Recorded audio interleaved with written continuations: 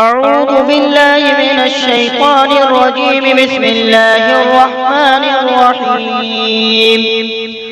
وقال الذين كفروا لرسلهم لنخرجنكم من أرضنا أو لتعودن في ملتنا فأوحى إليهم ربهم لنهلكن الظالمين ولنسكننكم الأرض من بعدهم ذلك لمن خاف مقامي وخاف وعيد واستفتحوا وخاب كل جبار عنيد من ورائه جهنم ويسقى من ماء صديد يتجرعه ولا يكاد يسيغه ويأتيه الموت من كل مكان وما هو بميت ومن ورائه عذاب غليظ.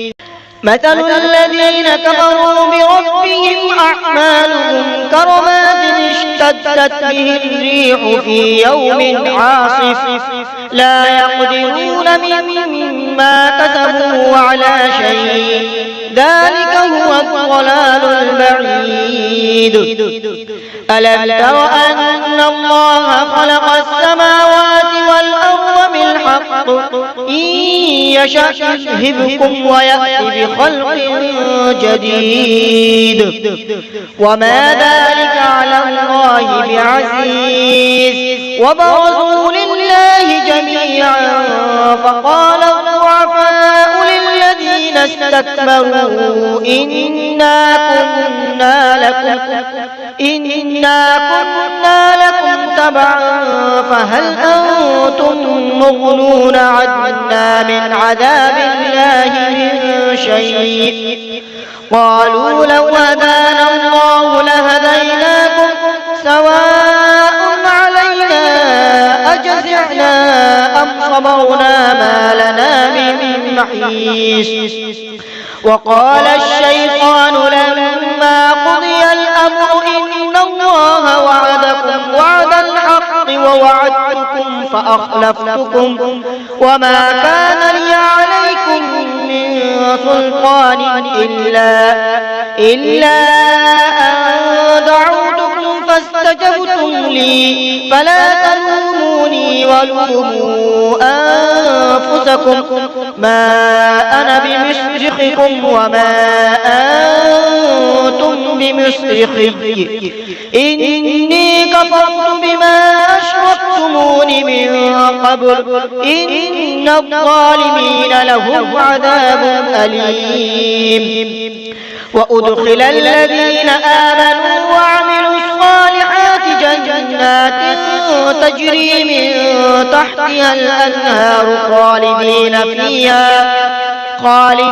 فيها بإذن ربهم تحيتهم فيها سلام. ألم تر كيف ضرب الله مثلا كلمة طيبة كشجرة طيبة أصلها ثابت وفرعها في السماء تؤتي أكلها كل حين بإذن ربها ويضرب الله الأمثال للناس لعلهم يتذكرون. ومثل كلمة خبيثة كشجرة خبيثة اجتثت من فوق الأرض ما لها من قرار يثبت الله الذين آمنوا بالقول الثابت في الحياة الدنيا وفي الآخرة ويضل الله الظالمين ويفعل الله ما يشاء. ألم تر إلى الذين بدلوا نعمة الله كفرا وأحلوا قومهم دار البوار جهنم يصلونها وبئس القرار وجعلوا لله أندادا ليضلوا عن سبيله قل تمتعوا فإن مصيركم إلى النار.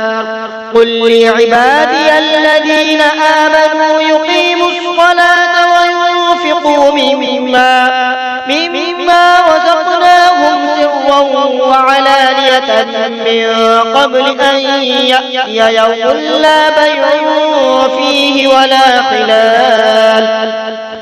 الله الذي خلق السماوات والأرض وأنزل من السماء ماء فأخرج به من الثمرات رزقا لكم وسخر لكم الفلك لتجري في البحر بأمره وسخر لكم الأنهار وسخر لكم الشمس والقمر دائبين وسخر لكم الليل والنهار وآتاكم من كل ما سألتموه وإن تعدوا نعمة الله لا تحصوها إن الإنسان لظلوم كفار. وإذ قال إبراهيم رب اجعل هذا البلد آمنا واجنبني وبني أن نعبد الأصنام رب إنهن أضللن كثيرا من الناس فمن تبعني فإنه مني ومن عصاني فإنك غفور رحيم. ربنا إني أسكنت من ذريتي بواد غير ذي زرع عند بيتك المحرم ربنا ليقيموا الصلاة فاجعل أفئدة من الناس تهدي إليهم وارزقهم من الثمرات لعلهم يشكرون. ربنا إنك تعلم ما نخفي وما نعلن وما يخفى على الله من شيء في الأرض ولا في السماء.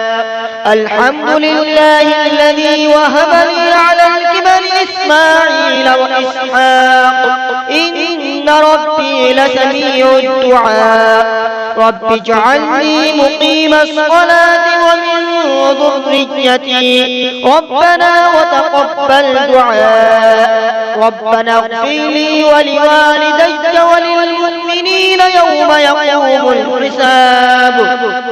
ولا تحسبن الله غافلا عما يعمل الظالمون إنما يؤخرهم ليوم تشخص فيه الأبصار مهطعين مقنعي رؤوسهم لا يرتد إليهم طرفهم وأفئدتهم هواء. وأنذر الناس يوم يأتيهم العذاب فيقول الذين ظلموا ربنا أخرنا إلى أجل قريب نجب دعوتك ونتبع الرسل أولم تكونوا أقسمتم من قبل ما لكم من زوال وسكنتم في مساكن الذين ظلموا أنفسهم وتبين لكم كيف فعلنا بهم وضربنا لكم الأمثال. وقد مكروا مكرهم وعند الله مكرهم وإن كان مكرهم لتزول منه الجبال فلا تحسبن الله مخلف وعده رسله إن الله عزيز ذو انتقام.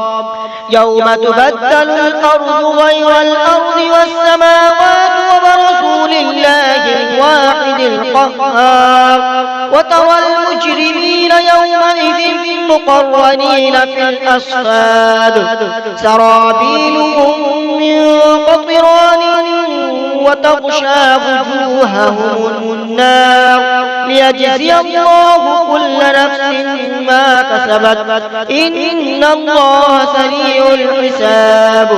هذا بلاغ للناس ولينذروا به وليعلموا أنما هو إله واحد وليذكر أولو الألباب. بسم الله الرحمن الرحيم. ألف لام را، تلك آيات الكتاب وقرآن مبين. صدق الله